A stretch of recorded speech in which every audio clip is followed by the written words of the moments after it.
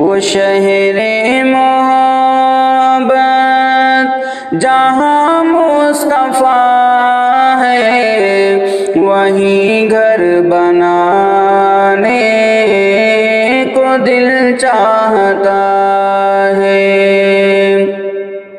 وہ شہر محبت،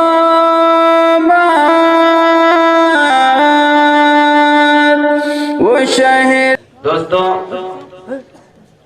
مفتی صاحب وہ ایک ایسی شخصیت ہیں کہ جو بہت ہی کم عمر میں، آپ دیکھ رہے ہوں گے کہ بہت ہی کم عمر میں اللہ تبارک و تعالی نے آپ کو خطاب کا ایک ملکہ عطا فرمایا ہے، جس کے ذریعے سے میرے علم میں جو ہے میں جانتا ہوں کہ حضرت والا تقریباً مہینے کے 20 راتوں کو سفر پر رہتے ہیں اور جلسے کے پروگرام کرتے ہیں۔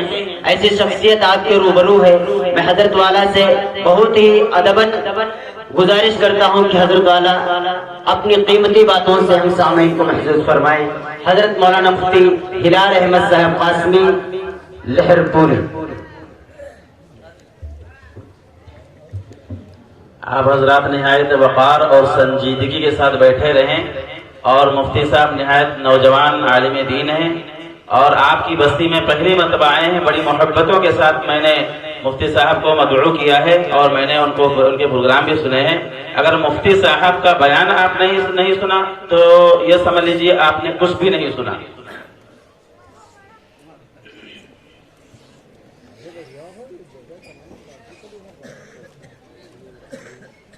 الحمد لله نحمده ونستعينه ونستغفره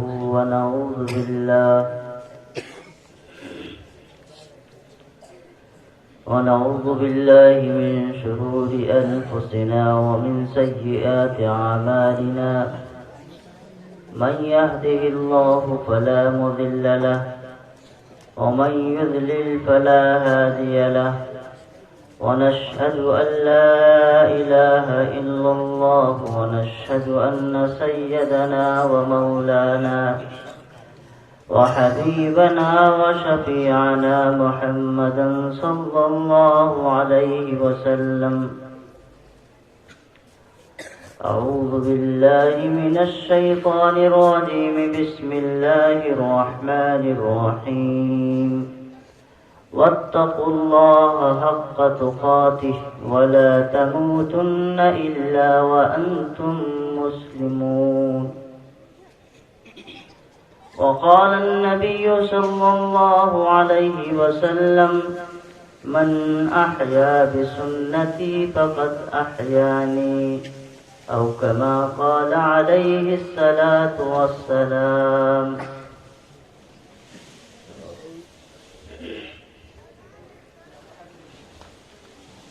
11:40 پر اسٹیج پر آ چکا تھا، لیکن بہرحال ہم لوگ تو بدلتے رہتے ہیں، کوئی کسی وقت آیا، کوئی کبھی آیا، لیکن جو بیچاری عوام ہوتی ہے تو ایک ہی طرح بیٹھی ہے، ہمیں ان کا بھی خیال کرنا چاہیے. اور یہ 12 بجے کا وقت جو ہوتا ہے بڑا نازک ہوتا ہے. 12 بجے سے پہلے تو سب کچھ سمجھ میں آتا ہے، 12 بجے کے بعد آدھا سمجھ میں آتا ہے، آدھا سمجھ میں نہیں آتا. نہ سننے والوں میں نشاط باقی ہوتا ہے، نہ سنانے والے. اس لیے میں علماء بیٹھے ہیں، ان سے دعا کی درخواست کرتا ہوں کہ اللہ مجھے کچھ توفیق دے دے، کچھ کام کی باتیں آ جائیں جو میرے اور آپ دونوں کے لیے نجات کا ذریعہ بن جائے.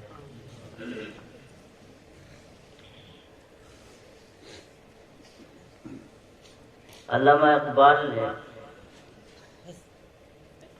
ایک نظم کہی تھی، جب اتنے شعراء پڑھ سکتے ہیں تو میں بھی تھوڑا بہت پڑھ دوں. اور وہ صرف کام کے لیے پڑھ رہا ہوں. جب عشق سکھاتا ہے آداب خودآگاہی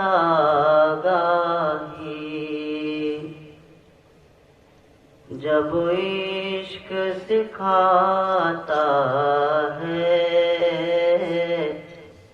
آداب خودآگاہی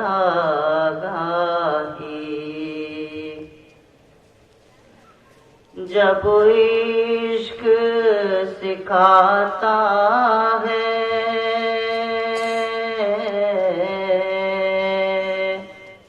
آداب خودآگاہی کھلتے ہیں غلاموں پر اسرار شہنشاہی، سبحان اللہ، ماشاء اللہ، کھلتے ہیں غلاموں پر اسرار شہنشاہی، عطار ہو رومی ہو، راضی ہو غزالی ہو، عطار ہو رومی ہو، راضی ہو غزالی ہو، کچھ ہاتھ نہیں آتا بے آہ سحر گاہی جب عشق سکھاتا ہے، آداب خودآگاہی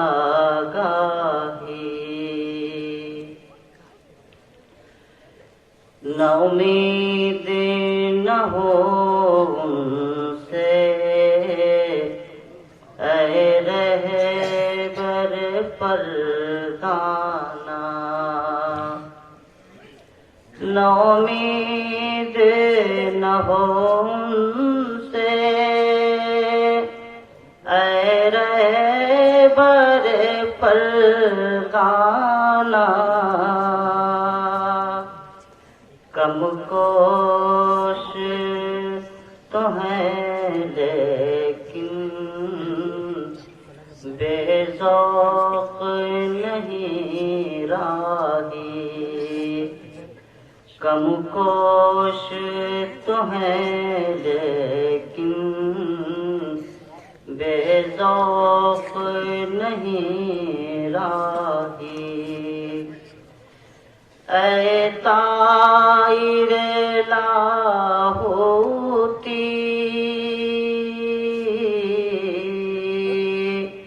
اس رزق سے موت اچھی، اے طائر لاہوتی اس رزق سے موت اچھی، جس رزق میں آتی ہو پرواز میں کوتاہی۔ حضرات گرامی اور اسٹیج پر رونق افروز علماء کرام، پس پردہ بیٹھی ہوئی میری ماں اور بہنوں،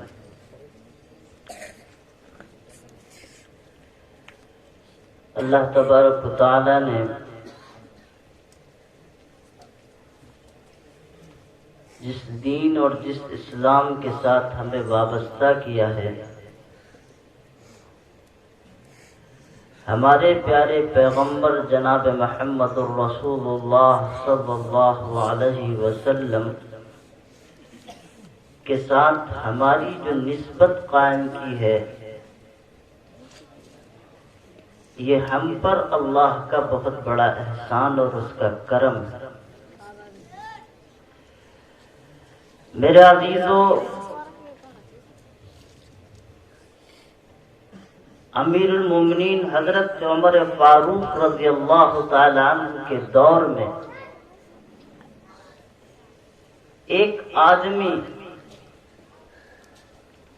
جس کا کام تھا اپنی اچھی آواز کے ذریعے سے لوگوں کا مجمع لگانا اور اپنی سارنگی کے ذریعے سے لوگوں کو اکٹھا کرنا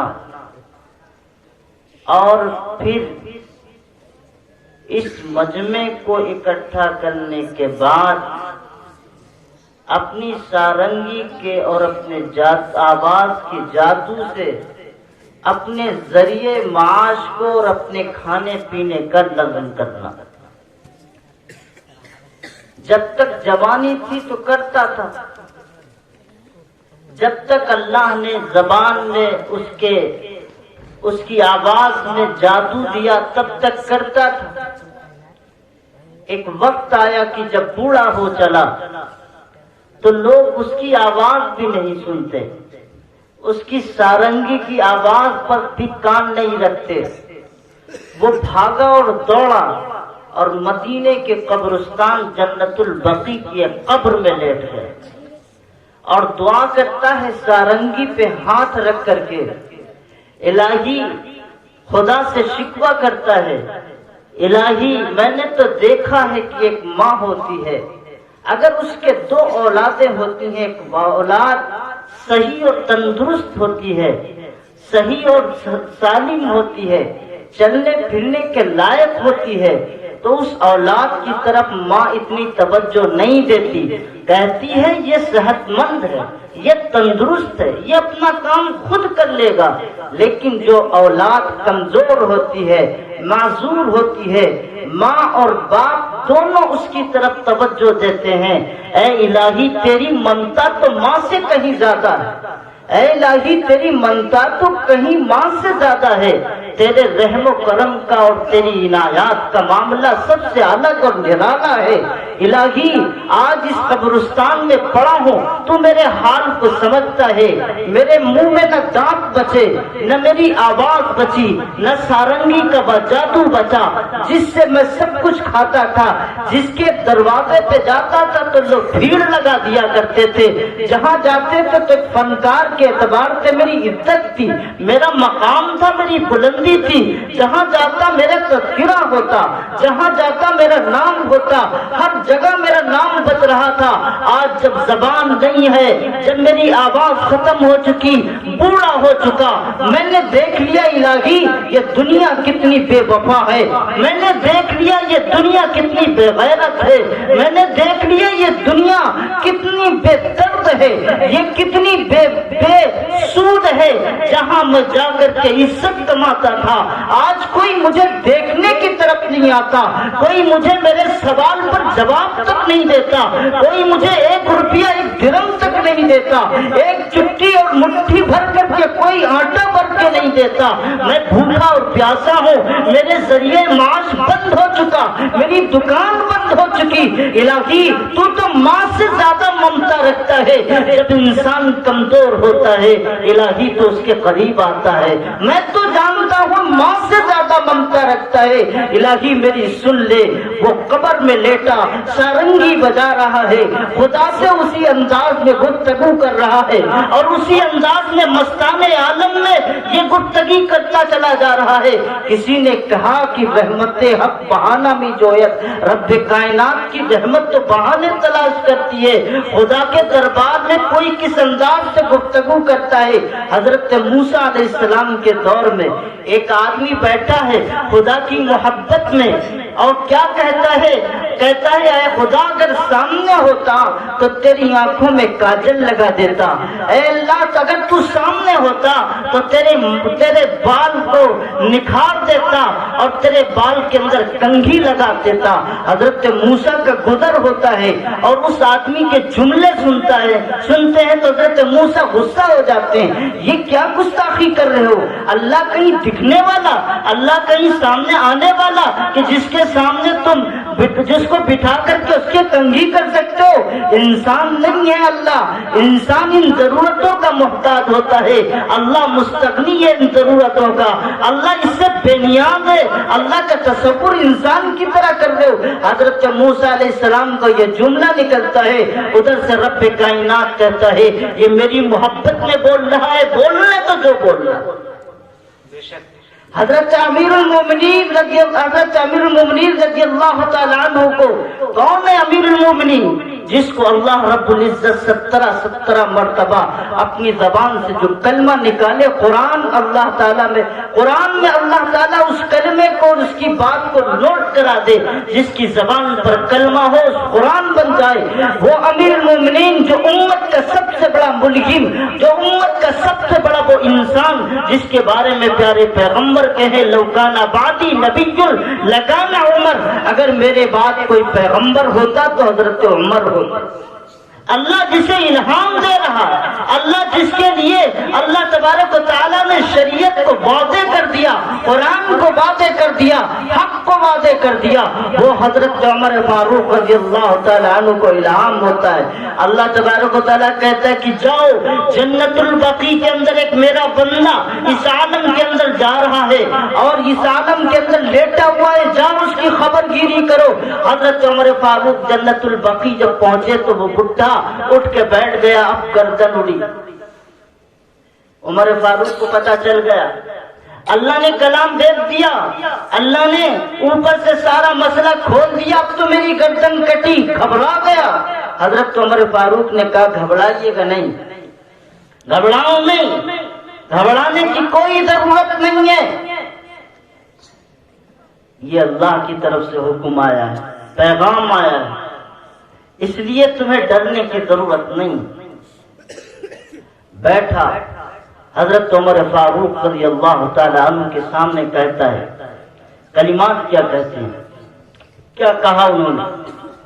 کہا کہ امیر المومنین آپ گواہ رہیے، آج سے یہ سامان جسے بجا کر کے، یہ سامان جس کو میں لوگوں کے سامنے پیش کر کے اپنا ذریعہ معاش سے کرتا تھا، آج آپ کے سامنے اسے ریزہ ریزہ کرتا ہوں، آج کے بعد مجھے خدا کے علاوہ کسی پر بھروسہ نہیں۔ اللہ نے میری بات سن لی، اللہ نے میری بات سن لی۔ میرے عزیزو، یہ میں اس لیے واقعہ بتلا رہا ہوں، جب اللہ کسی سے محبت کرتا ہے تو اس کی علامتوں کو ظاہر کر دیتا ہے، اس کی علامتوں کو ظاہر کر دیتا ہے۔ جب موسم آتا ہے تو موسم سے پہلے کچھ علامتیں اس کی ظاہر آتی ہیں، سورج نکلتا ہے تو اس سے پہلے اس کی علامتیں ظاہر ہوتی ہیں، غروب ہوتا ہے تو اس کی علامتیں ظاہر ہوتی ہیں۔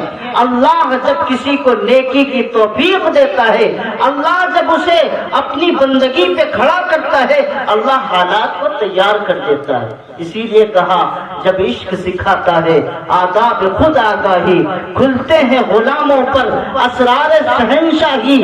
اللہ تعالیٰ کا جو بندہ ہو جاتا ہے، کائنات کی ہر چیز اس کی محتاج اور کائنات کی ہر چیز اس کے ماتحت ہو جاتی ہے۔ تو میرے عزیزوں اور بزرگ دوستوں،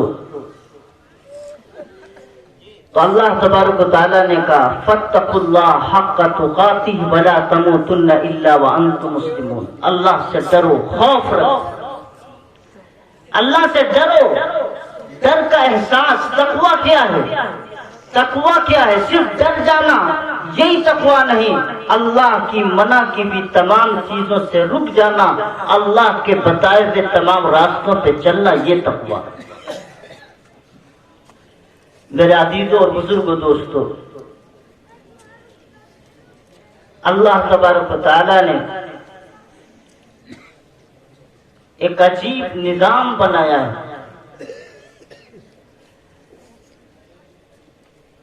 ایک بزرگ کا واقعہ گزرا ہے، ایک بادشاہ وقت ہے جن کے اللہ تبارک و تعالیٰ نے حکومت دی، تخت دیا، تاج دیا، اور جب انہیں خدا کی لو لگی، خدا کی محبت کا خزانہ ان کے دل کے اندر آیا، تو انہوں نے اس تخت اور تاج کو چھوڑ کر کے جنگلوں اور دریاؤں میں مزدوری کرتے کرتے جانے کہاں پہنچ گئے. ایک وزیر جا کے پہنچتا ہے اور دیکھتا ہے کہ بادشاہ وقت اتنی بڑی سلطنت کا بادشاہ جسے چھوڑ کر کے آج مزدوری کر کے آج تمام سارے علاقے حکومت اور فوج کو تخت و تاج کو چھوڑ کر کے آج اس علاقے کے اندر پڑا ہوا ہے اور سمندر کے اس سطح پر اور سمندر کے پانی کے حصے پر مسلح ڈال کر کے وہ نمازیں پڑھ رہا ہے.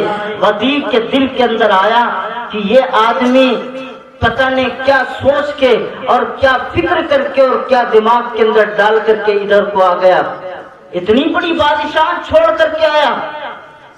یہ اللہ والے ہوتے ہیں, اللہ والے ہوتے ہیں. ہمارا حال تو یہ ہے کہ ہم جب اللہ والوں کے پاس جاتے ہیں تو صرف ایک تمنا لے کر کے جاتے ہیں, ہماری دنیا اچھی ہو جائے. بس ایک تمنا ہوتی ہے, کاروبار اچھا نہیں چلتا, اللہ والوں کی خدمت میں حاضر ہو جائے. ہو سکتا ہے 2-4 تعویذ دیتے, بوتل کا پانی دیتے, ہمارے کاروبار درست ہو جائیں. اللہ کے نبی حضرت محمد الرسول اللہ صلی اللہ علیہ وسلم کے پاس ایک صحابی حضرت ثعلبہ رضی اللہ تعالیٰ عنہ اللہ کے نبی کے پاس پہنچے اور کہا, اللہ کے نبی ہمارے لیے دعا فرما دیجئے, الہی ہمارے لیے دعا فرما دیجئے, ہمارے پاس مال اور اسباب آ جائیں, ہم تجارت میں کامیاب ہو جائیں, ہماری تجارت کامیاب ہو جائے. اللہ کے نبی صلی اللہ علیہ وسلم نے کہا, ثعلبہ اس دعا کے علاوہ کوئی اور دعا مانگ لے, اپنی آخرت کے لیے دعا مانگ دے. حضرت ثعلبہ نے کہا, صحابی رسول ہے, کہتے ہیں اے اللہ کے نبی پہلے ہمیں دنیا کے اندر ہمیں ترقی ملنی چاہیے, کچھ دنیاوی حالات درست ہونے چاہیے, کچھ ہماری تجارت مضبوط ہونے چاہیے. وہ بات کی بات ہے, اللہ کے نبی صلی اللہ علیہ وسلم حضرت ثعلبہ کی اس بات پر دعا کرتے ہیں, اتنے بڑے تاجر ہو جاتے ہیں, اتنے بڑے تاجر ہو جاتے ہیں.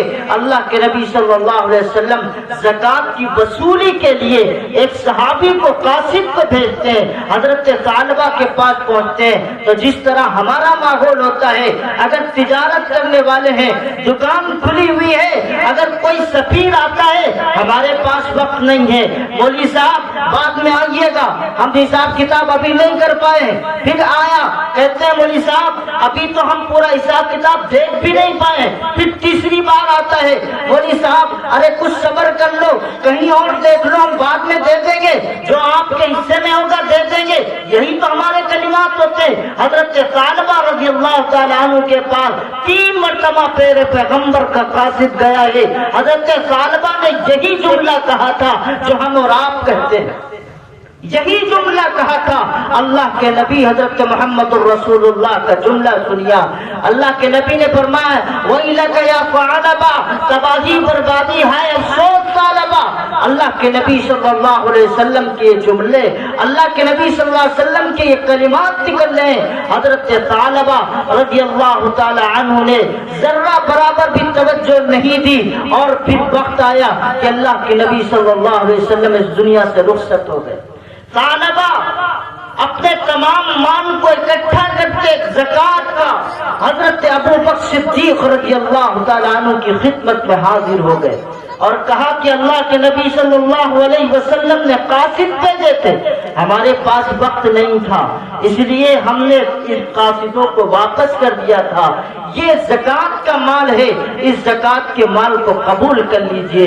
سنیے, علماء بیٹھے ہوئے, ذمہ داری کے ساتھ میں عرض کر رہا ہوں اور آپ کی خدمت میں عرض کر رہا ہوں اور یہ کہہ رہا ہوں, حضرت صدیق اکبر کے جملے سنیے اور علماء سے میں درخواست کرتا ہوں آپ بھی مستغنی ہو جائیے. زکات لوگوں کے مال کا میل ہے, مال کا میل ہی یہ احسان نہیں کرتے علماء کو دے کر کے. یہ علماء کا احسان ہے جو تمہارے در پہ آتے ہیں اور زکات مانگ کر کے تمہارے اس مال کو لے کر کے وہ علماء اور قاری اور حفاظ اور فضلا کو تیار کرتے ہیں.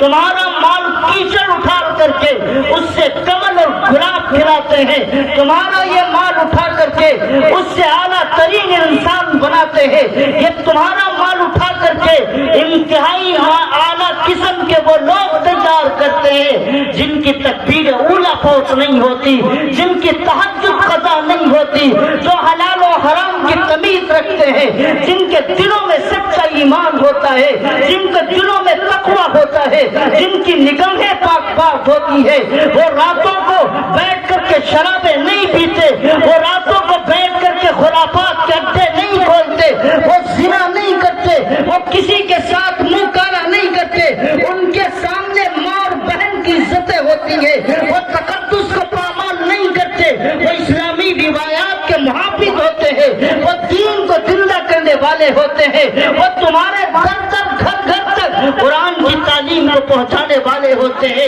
ان کے لیے یہ بھیک مانگتے ہیں۔ تم یہ سمجھتے ہو یہ مولویوں کی ضرورت ہے؟ مولویوں کی ضرورت نہیں ہے۔ حضرت مولانا اشرف علی تھانوی رحمۃ اللہ علیہ نے ایک جلسے میں کہا تھا، عوام طے کر لے ہمیں مدرسے نہیں چلانا ہے، علماء کو کوئی ضرورت نہیں مدرسے چلانے کی۔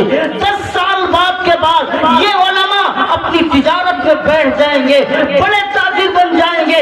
ان کے دماغ کمزور نہیں ہے، انہیں گھٹانا بھی آتا ہے، انہیں جوڑنا بھی آتا ہے، انہیں بات کرنا بھی آتا ہے، انہیں کتاب الصلاۃ بہت مختصر پڑھائی جاتی ہے، کتاب الحج بھی بہت مختصر پڑھائی جاتی ہے، یہ فرائض کی کتابیں کم پڑھائی جاتی ہے، تجارت کا باب اور کتاب سب سے زیادہ لمبا ہوتا ہے۔ تم سمجھتے ہو انہیں کچھ نہیں آتا؟ انہیں دنیا کا ہر حصہ ہر موقع انہیں نظر آتا ہے۔ یہ صرف تمہارے گھر پر تمہارے گھروں پر اس لیے گھومتے ہیں تاکہ تمہارے بچے بے دین نہ رہے، تاکہ تمہارے بچے قرآن پڑھنے والے بن جائے، تاکہ تمہارے بچوں اور نسلوں کا جنازہ جب اٹھے تو مسلمانوں کا جنازہ اٹھے، غیروں کا جنازہ نہ اٹھے، تاکہ تمہارے قبرستان میں جس مرد کا جس عورت کا جنازہ دفنایا جائے وہ یہ سمجھا جائے کہ یہ مسلمان تھا اس لیے اس کا جنازہ یہاں دفن کیا جائے۔ اس لیے نہیں یہ تمہارے سامنے بھیک مانگتے ہیں، تمہارے دروں پہ کھڑے ہوتے ہیں۔ حضرت مولانا اشرف علی تھانوی رحمۃ اللہ علیہ نے کہا تھا 10 سال تک اپنے بچوں کو مدرسوں میں آنا بند کر دو۔ علماء سے میں کہتا ہوں کہ تم بھی رک جاؤ، تجارت کرو۔ میرے علماء تاجر بن کر کے کامیاب تاجر ہوں گے، ان میں خیانت نہیں ہے، ان میں دھوکہ نہیں ہے، اس میں کپٹ نہیں ہے، ان میں حسد نہیں ہے۔ یہ بیٹھیں گے، آپ نے آنے والے مہمان کو، آنے والے گاہک کو خدا کی توفیق کو خدا کا رزق کا ذریعہ سمجھیں گے، یہ قدر و قیمت سے بات کریں گے، ان کا لہجہ درست ہوگا، ان کی تجارت کامیاب ہوگی۔ اور میرے پاس مثالیں ہیں جو عالم تجارت میں بڑا اللہ نے ترقی دی۔ اور میں علماء سے درخواست کرتا ہوں آپ بھی صرف تجارت کے صرف ملازمت کے سہارے پہ نہ بیٹھیں۔ ملازمت ہماری قوم کے لیے بہت بڑا عیب ہے۔ آپ سمجھیں کہ یہ بھی عجیب بات ہے، مسلمانوں کا اکثر حصہ نظر آتا ہے کہ جناب والا سرکاری ملازمت مل جائے، 10 لاکھ روپے گھوس دے کر کے ملازمت مل جائے، 15 لاکھ دے کر کے ملازمت مل جائے، اور پھر ملازمت کے بعد کیا ہوتا ہے آپ کو معلوم ہونا چاہیے۔ جب تک نوکری کرتے رہو گے تب تک سوائے ادھر بھاگنا ادھر بھاگنا، اس ادھیکاری سے بچنا ہے تو 500 اسے دینا ہے، 1000 اسے دینا ہے، 10,000 اسے دینا ہے۔ زندگی رشوت دیتے دیتے اور لیتے لیتے گزر جائے۔ یہی 15-20 لاکھ اٹھا کر کے تجارت کرو، 200-300 علماء کا وقت موجود ہے اور پوری کابینہ موجود ہے جن کے اوپر حضرت امام اعظم ابو حنیفہ رحمۃ اللہ علیہ 10,000 دینار کی تنخواہیں اپنے ماتحت علماء کرام کو دیتے ہیں۔ اور تاجر حضرت امام اعظم ابو حنیفہ ہیں، امام مالک تاجر ہیں، امام محمد تاجر ہیں، امام احمد بن حنبل تاجر ہیں۔ یہ بڑے بڑے وقت کے علماء ہیں جو ایک وقت میں تاجر ہیں اور دوسرے وقت میں دین کی خدمت کر رہے ہیں۔ آپ بھی تاجر بنے۔ میں اس لیے عوام سے بھی کہتا ہوں، خواص سے بھی کہتا ہوں، تاجر بنو۔ جو ہمارا حال ہے بے وجہ نہیں ہے۔ جب ایک چیز پر ہم ڈپینڈ ہیں تو قوم ہمیں رومال بنا کر کے ناک پوچھ کے ڈال دیتی ہے، معاف کیجیے گا برا لگے۔ یہ سمجھتے ہیں بس 2-4 روپے کے مولوی صاحب بس 2-4 روپے کے ہیں 100-500 کا نوٹ خرچ کر تو ایک دعوت کر تو سارا کام ہو جائے گا. کسی مولوی سے سابقہ نہیں پڑا ہے. تم ان کی مجبوری کا غلط فائدہ مت اٹھایا کرو. اس لیے میں کہا کرتا ہوں بھائی یہ علماء ہیں ان کی قدر کر لو. تو مولانا اشرف علی تھانوی رحمۃ اللہ علیہ کہتے ہیں 10 سال تک صرف 10 سال تک مدرسے علماء اگر بند کر دے تمہارے بچوں کا نام تو مسلمانوں کا ہوگا, کسی کا نام کوئی یہودی ہوگا, کوئی نصرانی ہوگا, کوئی مجوسی ہوگا, کوئی اہل حدود میں ہوگا, کوئی کسی میں جائے گا. آپ کا اس کے اوپر کوئی بھروسہ نہیں ہے. نسل کا مسلمان ہوگا, خاندان کا مسلمان ہوگا, نام کا مسلمان ہوگا, لیکن یہ کوئی گارنٹی نہیں ہے اس کے سینے میں جو دل ہے اس کے اندر ایمان باقی ہے کہ نہیں باقی. تو اس لیے میرا عزیزو یہ دھیان رکھیں. اس لیے کہا کرتا ہوں یہ علماء خدا کی رحمت ہے, رحمت. یہ کتنے گئے گزرے, یہ نبی نہیں ہے, نبی نہیں ہے, یہ دودھ کے دھونے پہ نہیں ہے. غلطیاں نبیوں سے نہیں ہوتی, فرشتوں سے نہیں ہوتی, یہ انسان ہے, انسان. اور جن سے غلطیاں ہوتی ہیں انہی کو خدا کے یہاں توبہ کی توفیق ملتی. اللہ کا کلام بھی تو سنا ہے, آپ نے سنا کہ نہیں سنا؟ توبہ کرنے والوں کو اللہ پسند کرتا ہے. یہ گناہ نہیں کریں گے توبہ کریں گے کیسے؟ ہم سے بھی گناہ ہوتے ہیں, آپ سے بھی گناہ ہوں گے. گناہ کریں گے پھر خدا سے مانگیں گے. اللہ کو بڑا پیار آتا ہے ایسے لوگوں پر. گناہ ہوتے ہیں لیکن اپنے سے اپنے بارے میں پہلے سوچ لینا چاہیے. علماء کسی حیثیت کے ہو, کسی اعتبار کے ہو, ہم نے جس اعتبار کا مال خرچ کیا ہے علماء پیدا ہوئے ہیں اسی اعتبار کے ہمارے سامنے موجود ہیں. جس زمانے میں لوگوں کا 100% حلال کمائی کا تھا, حلال کمائی کا 100% تھا, تو اس زمانے میں مولانا اشرف علی تھانوی, مولانا خلیل احمد امبیڈ بھی پیدا ہوئے.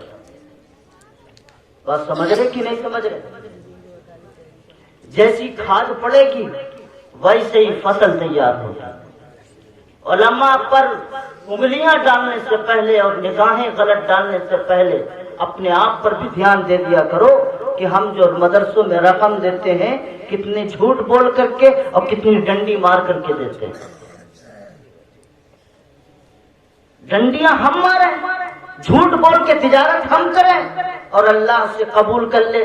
مری بکری اللہ کے نام, اللہ سے قبول کر لے. جو نمبر 1 کا مال ہو تو پھر نمبر 1 کا سامان بھی تیار ہے. تو یہ تو حالات بالکل پکے کلیئر ہے. آپ کے طریقے تجارت میں گڑبڑ ہوئی ہے اور آپ کے طریقے تجارت کے گڑبڑ ہونے کی وجہ سے آپ کی رقمیں جو مدرسوں میں جا رہی ہیں جس اعتبار کی رقم ہے اس اعتبار کے علماء سے تیار ہے. میں آپ کی بھی تو کمی ہے. صرف مولوی کا قصور ہے. پوری زندگی ہم مولوی کو گالی دیتے رہتے ہیں, پوری زندگی. جو مہذب طریقے سے اللہ کو گالیاں نہیں دے پاتے وہ علماء کو گالیاں دے دیتے. خیر آپ بھی سوچیں گے تو بخار لے کے بیٹھے ہیں, آج ہماری ساری کر دیں گے. بھائی یہ سمجھنے کی ضرورت ہے, علماء کو سمجھو, سمجھنے کی ضرورت ہے. اس وقت علماء کی قدر کرو. مدرسہ ہے یہ بنا ہوا, کس کا گھر ہے یہ؟ مولوی صاحب کا گھر ہے. بولو کس کا گھر ہے یہ؟ جانتے سب ہیں, اللہ کے نبی کا گھر ہے. ہمارے گھر میں ٹائل ہے اور مدرسے کے اندر ٹائل تو چھوڑو, بیٹھنے کی صحیح ساری جگہ بھی نہیں, اور اللہ کے نبی کا گھر ہے. مسجد ہے, اللہ کا گھر ہے. ہم کتنے ناقدرے ہو گئے. اس لیے میرے عزیز اور بزرگ دوستوں, مدرسوں کو مدرسے کی حیثیت سے بناؤ. میں کچھ مدرسے کے سلسلے میں تھوڑی سی بات کروں گا اور انشاءاللہ بات ختم کر دوں گا. اگر کچھ زبان جواب دے گی آگے کی تو کچھ اور باتیں عرض کر دوں گا. عورتیں بھی بیٹھی ہیں, سوچیں گے کہ اب تک کے جتنے بیان میں سب مردوں کے متعلق, عورتوں کے متعلق نہیں. اب آئیے سنیے, علماء بیٹھے ہیں, میں ان کی ذمہ داری میں ایک بات عرض کر رہا ہوں. مکاتب کو تھوڑا طرز بدلنے کی ضرورت ہے. میں نہیں کہتا کہ آپ کیا کریں گے, تھوڑا سا طرز چینج کرو. جو مدرسوں سے بچے بھاگ بھاگ کر کے اسکول میں جا رہے ہیں, اس کی وجہ جانتے ہو کیا؟ ایک بہت بڑی رقم خرچ ہو رہی ہے عوام کو اپنی طرف رجحان ڈالنے کی کہ کیسے ہمارے طرف پاس بچے آئیں. اچھا یہ بتاؤ, دنیا میں سب سے بڑا انسان کون تھا؟ بتاؤ, سب سے بڑا انسان آج تک کون ہوا ہے؟ سب سے بڑا کامل مکمل انسان کون ہوا؟ علماء جانتے ہیں. اللہ کے نبی نے جب نماز کا حکم دیا تو کتنے سال میں حکم دیا؟ بولو. علماء جانتے ہیں. مارنے کا حکم کتنے سال کی عمر میں دیا جب نماز نہ پڑھے؟ حکم کتنے سال میں؟ پہلے جب نماز کے بارے میں پابندی دی گئی تھی وہ کتنے سال میں؟ 7 سال کی عمر میں. اور 7 سال سے پہلے ہی انہوں نے سروے کیا پورے ملک ہندوستان میں. مدرسے کے جال جب پھیلے, مکاتب پھیلے, میرے اپنے بچپن میں مجھے معلوم ہے مکاتب کا یہ حال ہوتا تھا کہ بچوں کے بیٹھنے کی جگہ نہیں. اور آج یہ عالم ہے کہ بچوں کا چندہ کرنا پڑتا ہے. اللہ کرے جیسا کہ مجھے معلوم ہوا کہ یہاں ماشاءاللہ کافی بچے ہیں. ہو سکتا ہے لاک ڈاؤن کا اثر, بہت زیادہ اطمینان کرنے کی ضرورت نہیں ہے. چلو کوئی بات نہیں, 10-20 روپے میں پڑھا دو, خدا کا قرآن تو آ ہی جائے گا. چٹکی 2-4 مرتبہ دے دیں گے, کام ہو جائے گا. یہ 7 سال کی عمر میں اللہ کے نبی نے جو فرمایا اس کی وجہ کیا ہے؟ بچہ شعور والا ہو جاتا ہے, سمجھدار ہو جاتا ہے, تب اسے حکم دو نماز پڑھنے کا. نہ پڑھے 10 سال کے بعد مارو, یہی تو حکم ہے. سچ سچ بتاؤ, سارے لوگ ہاتھ اٹھا کر کے بتاؤ, تم 7 سال کی عمر میں اپنے بچے کو کتنی بار نماز پڑھنے کو کہتے ہو؟ ایک آدمی ہاتھ اٹھا کے دیکھ, بتا. سچی بات, خالی ہاتھ اٹھانا نہیں. 12 بج گیا ہے, پتہ نہیں دماغ ہی کام کرے کہ نہ کرے. تو 7 سال کی عمر میں بچے کو حکم دیا گیا. ہمارے مکاتب کا نظام یہ تھا کہ 5 سال کے بعد, ہمیں اپنے بچپن میں یاد ہے کہ کان پکڑایا جاتا تھا. یہ کان پکڑنے میں آتا ہے تو داخلہ لیا جائے گا, اور نہیں پکڑنے میں آتا مولوی صاحب کہتے ہیں نہیں بچہ نہیں لیا جائے گا. بھائی ہم نے تو ایسے ٹیسٹ دیا, آپ لوگوں نے پتہ نہیں کیسا دیا ہوگا. تو کان پکڑا کے دیا جاتا تھا.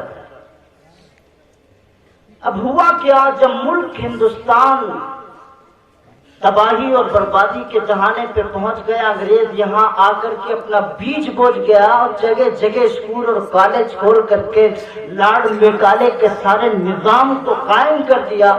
جگہ جگہ اسکول کے نظام قائم ہو گئے, چل رہے ہیں ان کے اسکول, اس کے مقابلے میں حضرت مولانا قاسم نانوتوی رحمۃ اللہ علیہ نے اور ہمارے اکابرین نے علی گڑھ، جامعہ ملیہ، ندوہ، دارالعلوم دیوبند، مداحی، شاہی، تمام بڑے بڑے ادارے اور اسکول اور مکاتب سب قائم کر دیے چاروں طرف سے، اور یہاں 7 سال کے بعد 8 سال پہ یہ اسکول والے اپنے بچوں کو بلاتے تھے، ان کا ایڈمیشن دیتے تھے۔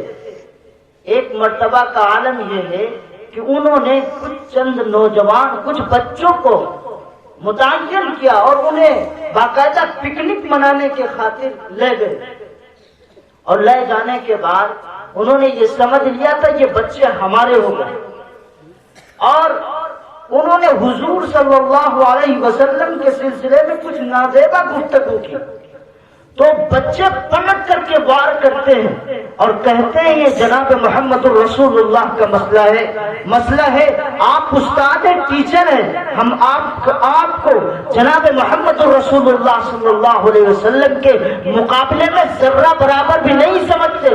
جب بچوں کا یہ مذہبی رجحان اور ان کی ایمانی غیرت اور جناب محمد الرسول اللہ صلی اللہ علیہ وسلم سے تعلق کا مسئلہ جب انہوں نے دیکھا تو انہوں نے سروے کرنا شروع کر دیا، مسلمانوں کی آبادی میں جاؤ، پتہ لگاؤ آخر کون سی چیز ہے، ہم 10 سال تک ان بچوں پر محنت کرتے ہیں اور یہ بچے اپنے ایمان اور اپنے عقیدے اور اپنی مذاہب کے سلسلے میں ذرہ برابر بھی کسی قوم سے سمجھوتا نہیں کرتے، انہیں اعلیٰ سے اعلیٰ تعلیم دے دو لیکن یہ اپنے مذہب اور فکر اور عقیدے سے 1 انچ بھی کسی سے سودا نہیں کرتے ہیں۔ تو پتہ یہ چلا کہ گھروں کے اندر جب بچہ 3 سال کا بولنے والا ہوتا تھا، 4 5 6 7 3 4 سال کا جو ہٹتا ہوتا تھا، گھروں کے اندر مائیں اور بہنیں ان بچوں کو دعائیں سنا دیتی تھی، حضرت عمر فاروق کے قصے سناتے، حضرت صدیق اکبر کی قصے اور کہانیاں بتائی جاتی،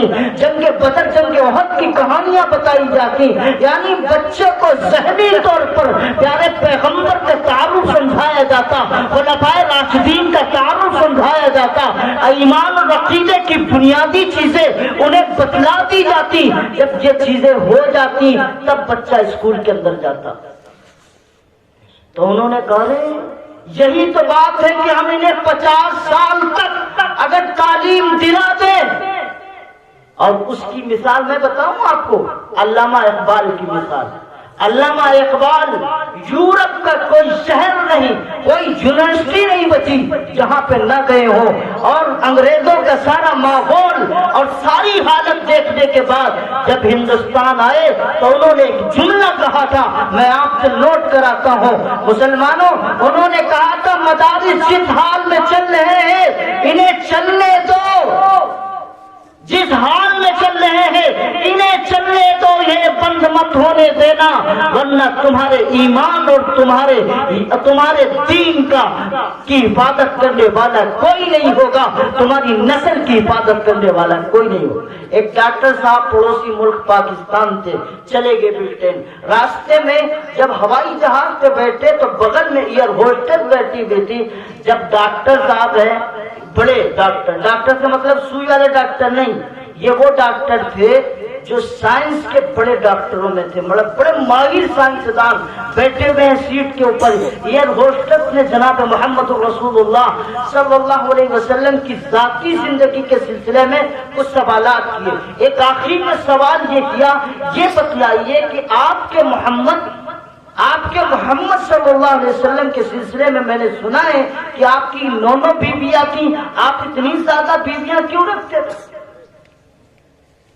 یعنی کچھ ایسے جواب، ایسے سوالات کیے اور ایسے طور پہ گفتگو کی کہ جو جناب نبی کریم صلی اللہ علیہ وسلم پر انتہائی گھناؤنا الزام تھا۔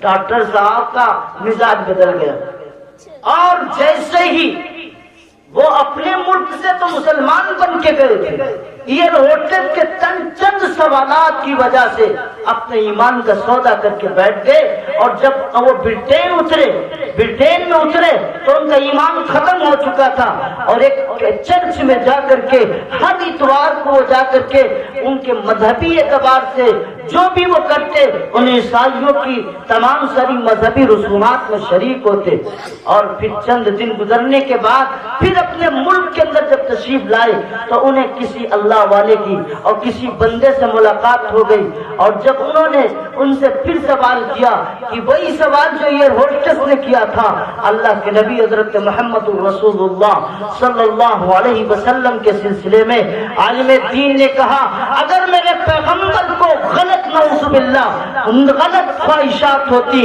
یا میرے نبی حضرت محمد رسول اللہ کو نفسانی خواہشات پوری کرنی ہوتی تو ایک نوجوان اڑیل جس کے حسن و جمال کا کوئی دنیا میں مقابلہ نہیں، جس کے کمال کا کوئی مقابلہ نہیں، جس کے رتبے کا کوئی مقابلہ نہیں، جس کی عزت و عظمت کا کوئی مقابلہ نہیں، بادت خدا تو یہ قصہ مختصر جس کا حال یہ ہو اور وہ آدمی جب کھڑا ہو اس کے سامنے ایک عورت ہو اور وہ بھی بیوہ ہو، بچے والی ہو، اور اس سے میرے پیغمبر جناب محمد رسول اللہ صلی اللہ علیہ وسلم نکاح کریں، یعنی حضرت خدیجۃ الکبریٰ جو بیوہ تھی، بڑی عمر کی عورت تھی، اور اللہ کے نبی صلی اللہ علیہ وسلم کی وہ گڑکتی جوانی جو عین جوانی کے عالم کے اندر ایک بیوہ کے ساتھ رشتہ کیا ہو، تو وہ کہتے ہیں عالم دین نے کہا کہ ہم پورے مجمع کے اندر اعلان کرتے ہیں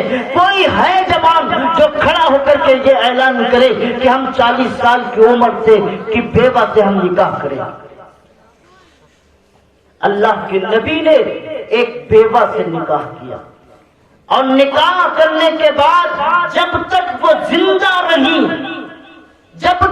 زندہ رہی اور آپ کے رفاقت کے ساتھ رہے کسی سے نکاح نہیں کیا۔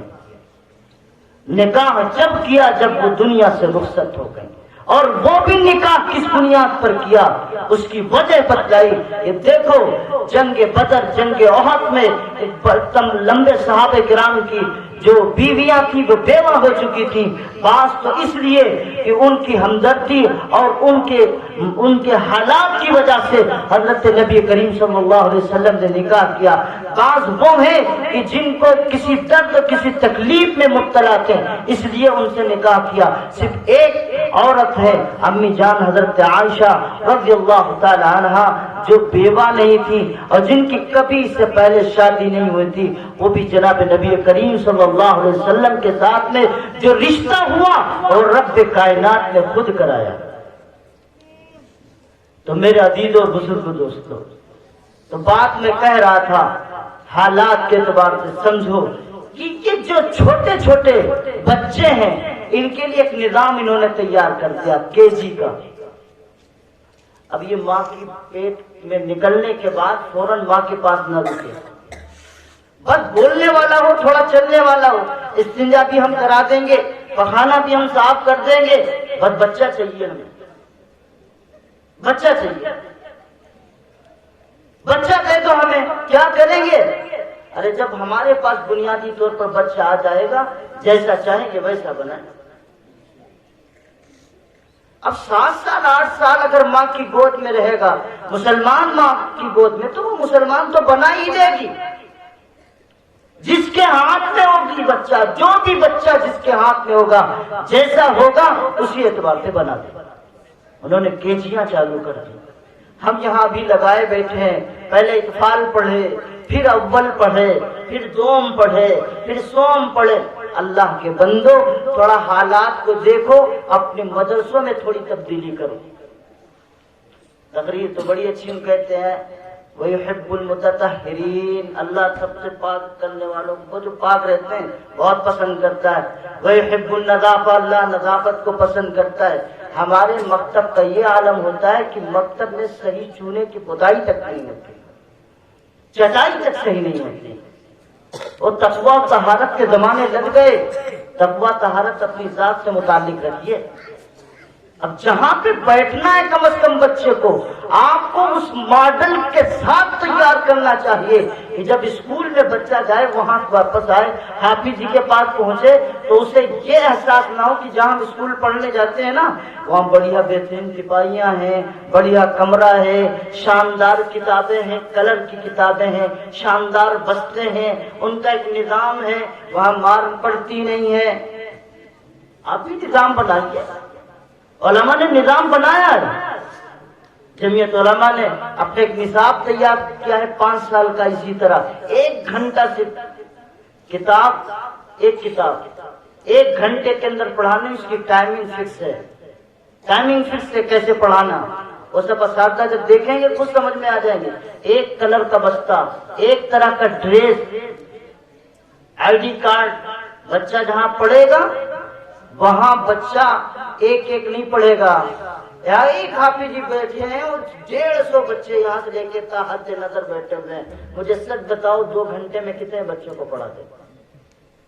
تو کہتے ہیں مولوی صاحب پڑھاتے ہی نہیں، کچھ پڑھائیں گے کیا؟ 150 بچوں کا، ایک بچے کو ماں سنبھال نہیں پاتی، باپ ادھر لات مارتا ہے اور ماں ادھر بھگاتی ہے پورے گھر میں۔ یہاں 150 مولوی کا یہ کوئی معمولی کام ہے؟ 150 خالی ان کو چھپ کے رہ کے بیٹھا دینا یہ بہت بڑی جمع مردی کا کام ہے۔ اب وہ چاہے ڈنڈے سے ہو چاہے کسی طرح سے چپ تو ہو جاتے ہیں۔ اب ہے کیا نظام؟ ہم بچوں کو اس انداز پہ تیار کریں کہ بچہ جب اسکول جائے تو محمد الرسول اللہ کے جب گھر آئے تو اس کے دل کے اندر یہ بے چینی نہ پیدا ہو کہ اسکول تو بڑی اچھی چیز ہے، رسول اللہ کا گھر ٹوٹا ہوا ہے۔ اسکول تو بڑی اچھی جگہ ہے جہاں کتابیں اچھی ہوتی ہیں، لیکن جب رسول اللہ کے گھر آتا ہوں یہاں کسی کا پارا نیلا ہے، کسی کا کالا ہے، کسی کا پیلا ہے، کوئی نورانی قاعدہ لے کر کے آ رہا ہے، کوئی جسرنل قرآن لے کر کے آ رہا ہے، کوئی پلاسٹک لے کر کے آ رہا ہے، کوئی کاغذ لے کر کے آ رہا ہے، کوئی چڈی اور نیکر میں آ رہا ہے تو کسی کے سر پہ ٹوپی ہے کہ نہیں ہے، کوئی کیچڑ لگائے میں یوں ہی چلا آ رہا ہے، کسی کی مانگ نکلی کہ نہیں نکلی، کوئی گندا گندا یوں ہی مٹی میں لوٹتا ہوا نالیوں میں اور دوار پہ اپنے باہر گولیاں اور کنچے کھیلتا ہوا بھگایا گیا، سیدھے رسول اللہ کے گھر کے اندر آیا، میلے کچیلے بیٹھے میں۔ اللہ نے تھوڑی کسی کو دولت دے دی تو تھوڑی عقل بھی آ گئی، اس نے کہا مسجد میں نہیں بھیجیں گے۔ کیوں؟ بچے ہیں، طرح طرح کے بچے ہیں، کوئی گالی دے گا، کوئی کچھ کرے گا، کوئی کچھ کرے گا، ہمارا بچہ بگڑ جائے گا۔ مولوی صاحب کو سود پہ غرض ہو تو ہمارے یہاں 500-1000 روپے دے گے، آ کے پڑھا دے۔ مولوی صاحب اکیلے چلے گئے ٹیوشن پڑھانے کے لیے۔ میں ٹیوشن کا مخالف نہیں ہوں، لیکن میرا نظریہ یہ ہے علماء ٹیوشن پڑھانا چھوڑ دیں، بیٹھ جائیے خدا کے واسطے ایک جگہ، بنائیے نظام اس انداز کا کہ آپ چیلنج دیں، نظام جو ہمارا تھا مدارس کا مکاتب کا آج اسکولوں نے اسے اٹھا لیا۔ وہاں نظام ہے، وہاں ڈسپلن ہے، وہاں سارا سسٹم ہے، وہاں بہترین ساری چیزیں مہیا ہیں ان کے پاس۔ بچوں کو کیسے ترغیب دی جائے، کیسے ان کے ساتھ میں شفقت کی جائے۔ اس لیے جمعیت علماء نے جو نصاب تیار کیا ہے اس میں پہلا اصولی کام ہے بچے کو آپ مار نہیں سکتے، یہ پہلا اصولی کام ہے۔ اکثر دین سے دوری کی وجہ، معاف کریے گا علماء میں آپ سے درخواست کرتا ہوں، یہ جو روایت بیان کرتے ہیں مجھے تو کہیں نظر نہیں آئی کہ مارو گے جب علم کے حاصل کرنے کے لیے جب مار پڑے گی تو جہاں مار پڑے گی ڈنڈا پڑے گی وہاں جہنم کی آگ حرام ہے۔ مجھے نہیں روایت ملی، اگر آپ کو ملی ہو تو مجھے دے دیں، آپ کا احسان ہوگا۔ یہ فضائل بتانا بند کر دیجیے۔ اب یہ وہ معیار نہیں ہے، حکومت کا بہت سخت قانون ہے۔ میرے تمام ایسے ساتھی ہیں جو صرف مار کی وجہ سے پھنس گئے، جیلیں کاٹ کے آئے۔ عوام کو میں آپ سے یہ کہتا ہوں، آپ بالکل اس بات کی وہ نہ لیجئے گا کہ ہاں اب ہم بھی ایسے کریں گے، سمجھ رہے کہ نہیں؟ یہ میں تو سمجھانے کے لیے بتا رہا ہوں۔ طریقہ آپ کو کرنا ہے، بچے کو تیار آپ کو کرنا ہے، پیسے آپ کو خرچ کرنا ہے۔ یہ چندے والے مکاتب بند کر دیجئے۔ 500 1000 روپے 2000 روپے اسکول دے کر کے اسکول بچے کو پڑھا سکتے ہو، 200 300 روپے دے کر کے مکتب نہیں پڑھا سکتے۔ اللہ کا قرآن اتنا سستا ہو چکا ہے، یہ چٹکیاں دینا بند کرو، نقد پیسے دو، رسید لو، ہر ماہانہ پیسے جمع کرو۔ اتنی بھی توفیق نہیں ہوتی، گھر میں گلک بنا لو، 10 روپے روز دو، اس میں ڈالو اور پھر نکالو 1 مہینے کے بعد، تمہارے بچے کا خرچ بھی نکل آئے۔ 50 روپے کی روز پڑیا پان بیڑی اڑا دیتے ہیں اور بچوں کے اوپر خرچ کرنا نہیں آتا ہم سے۔ مکتب کو اس انداز سے ماڈل تیار کریے کہ بچے وہاں آئیں، بچے جب بیٹھیں گے تو اس کا ایک یہ بھی نظام ہے کہ 30 بچے 1 گھنٹے میں پڑھانا ہے، 1 سال پڑھانا ہے۔ بلیک بورڈ پر بچہ پڑھائے گا، استاد پڑھائے گا، پڑھانے کے بعد پورا لکھ دے گا، پڑھا دے گا 2-3 مرتبہ، ایک بچہ پڑھے گا، پھر دوسرا، پھر تیسرا۔ اگر کوئی غلطی کرتا ہے تو استاد نہیں ٹوکے گا، بچہ خود بتائے گا۔ سب کی توجہ بلیک بورڈ پر رہے گی اور پڑھانے پر رہے گی۔ کوئی بچہ شرارت کرے گا، کوئی بچہ کسی کو ٹہنی مارے گا، کوئی بچہ کسی کو گالی دے گا، 1 گھنٹے میں اسے فرصت ہی کہاں؟ 1 گھنٹے کے بعد اپنے گھر گئے فری۔ بچہ جب تک مدرسے میں رہے گا اسے کسی طرح کی کوئی مسئلہ ہی نہیں اس کے سامنے۔ بلیک بورڈ ہے، کتاب ہے، پڑھو اور گھر جاؤ۔ پھر دوسری شفٹ آئی، پھر تیسری شفٹ آئی، پھر چوتھی شفٹ آئی۔ کم از کم 100 روپے فی بچہ آپ فیس ادا کریں، جیسے اسکول چلاتے ہیں، جیسے اسکول میں ایڈمیشن کراتے ہیں۔ کم وقت میں دین کی تعلیم آپ کی مضبوط ہو جائے گی۔ آپ بچے کو دنیا کے کسی اسکول میں ڈال دیجئے، مجھے کوئی اعتراض نہیں، لیکن ہاں اس سے پہلے کم از کم یہ مقصد کی دینی تعلیم اس کی مضبوط کر دیجیے۔ یہ 5 سال کے نصاب کے اندر اللہ تبارک و تعالیٰ نے ہمارے بزرگوں میں حضرت مفتی ابو القاسم صاحب نعمانی جو دارالعلوم دیوبند کے محتمم ہیں، حضرت مفتی سلمان صاحب، مفتی عفان صاحب، یہ بڑے بڑے اکابرین نے بیٹھ کر کے فیصلہ لیا ہے اب کوئی ایسا نصاب مکتب کا جز وقتی تیار ہو جس سے مکاتب کے اندر یہ بچے جڑیں اور ان کے دلوں کے اندر دین کی اور اسلام کی پوری رسوخیت کے ساتھ تعلیم ہو، تاکہ وہ کسی بھی دنیا کے اسکول اور ادارے میں تعلیم حاصل کرنے جائیں تو ان کے ایمان اور عقیدے پر کوئی ضرب نہ لی جائے۔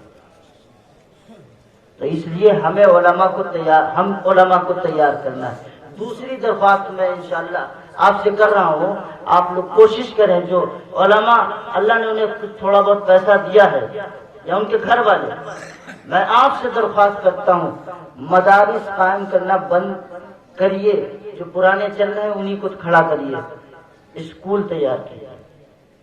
اسکولوں کی بہت سخت ضرورت ہے، اسکول تیار کیجیے، پیسہ لگائیے۔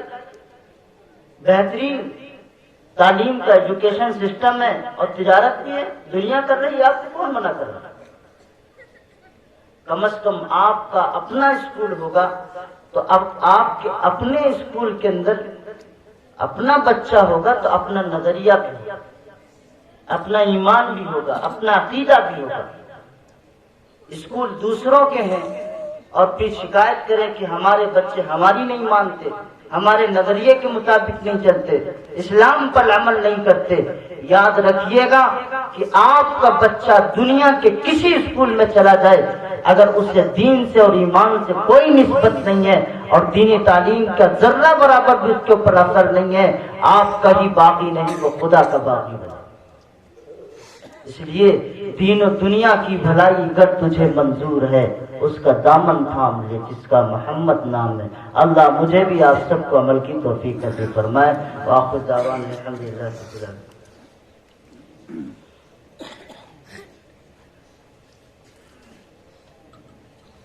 سوال ہے کہ ہمارے ملک میں بدعتی حضرات قبر میں شجرہ لکھ کر کے رکھ دیتے ہیں، اللہ کے ہاں شجرہ کوئی نہیں چلنے والا ہے، تقویٰ چلتا ہے۔ کیا چلتا ہے؟ تقویٰ۔ عند اللہ اتقاکم۔ امی جان حضرت فاطمہ رضی اللہ تعالی عنہا سے نبی کریم صلی اللہ علیہ وسلم نے یہ نصیحت کی تھی، فاطمہ اپنی خبر لینا، ہمارا اور آپ کا رشتہ کل قیامت میں کام آنے والا نہیں، اس لیے شجرہ کسی کے کام کیا آ سکتا ہے؟ اگر شجرہ کام آتا تو محمد رسول اللہ اپنی بیٹی سے کہہ دیتے کہ بس تو میری بیٹی ہے یہی کافی ہے۔ اس لیے یہ سب بدعت کی چیزیں ہیں، غلط چیزیں ہیں۔ اللہ کے نبی نے فرمایا ہر بدعت گمراہی ہے، اور گمراہی سیدھے جہنم کی طرف لے جاتی ہے۔ اللہ مجھے اور ہم اور آپ سب کو دین صحیح کی طرف چلنے کی توفیق نصیب فرمائے، ہر سنت پر عمل کی توفیق نصیب فرمائے۔ وآخر دعوانا الحمدللہ۔